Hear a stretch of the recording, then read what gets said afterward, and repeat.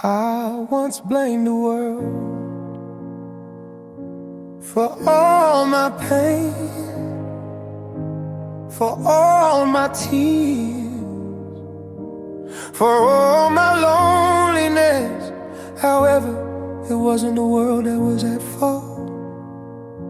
No, it was man. A man hurt me, a man hurt my family, a man showed me how to hate, and I blamed it all on the world. I had no friend to seek in the darkness of my suffering, no source of comfort when the screaming came down the hallway, no place to turn when other options would separate me from those whom would suffer in my stead.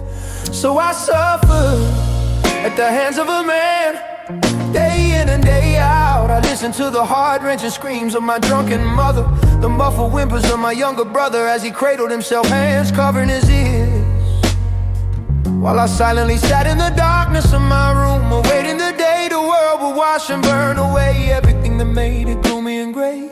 The man, though never in a way most would assume, left bruises on me, my mother and little brother too. The bruises came with his drunken stupor from his hard day at work, blamed on his medical disorder, as if that were an excuse to harm a mother and her children too, as if that were an excuse for her never to leave him. He begged her to stay when she'd sooner leave, promising her better things. He never kept his promise, yes. For a while he was seemingly better, but then the screaming started, the lashing out followed, and soon after, the bruises could no longer be hidden by long sleeves and high collars. Men to me had become a source of fear, pain, hatred. I hated him to the point my heart would throb in my chest. It felt as though it exploded from rage. My breath was tight, I'd gasp for air, unable to breathe. None knew of my thoughts, but I couldn't hide the looks on my face, written plain as day. Yes, there were times when life would give me peace, but the memories of days long past would forever haunt me.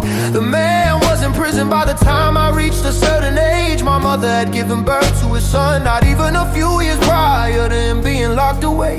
With him gone, I looked to his son as though it were his fault. I pointed my hate at my brother, whom was but a babe that couldn't even walk. To me, he was the seed of a bastard that never should have been sown. I believed he turned out exactly like his father, a bastard that turned his hands on the ones he should protect.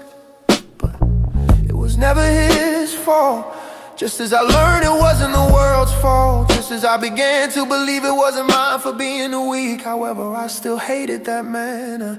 I blame my mother, whom I once held in my arms, when tears ran from her face down on my shoulder. Remembering the night she'd come to me for comfort from the pain, and though I'd beg her to leave him, she never listened to me. My words once passed through deaf ears, till the day was locked away.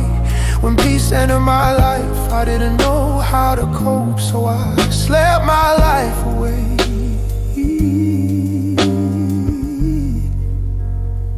For many years, I slept through class, I slept at home, I slept in car rides to places unknown.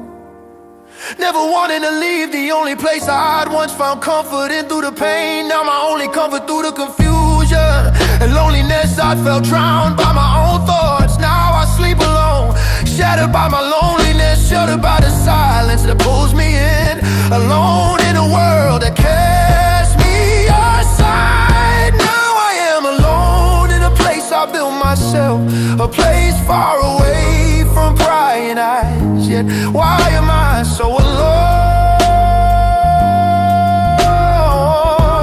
The feeling should be satisfying, yet I'm not certain if I'm really alright in a world so cold. I'm left all alone in a world so cold. I built a castle of sand in a world alone. I'm all alone in a place I built myself. Walls that surround me make me believe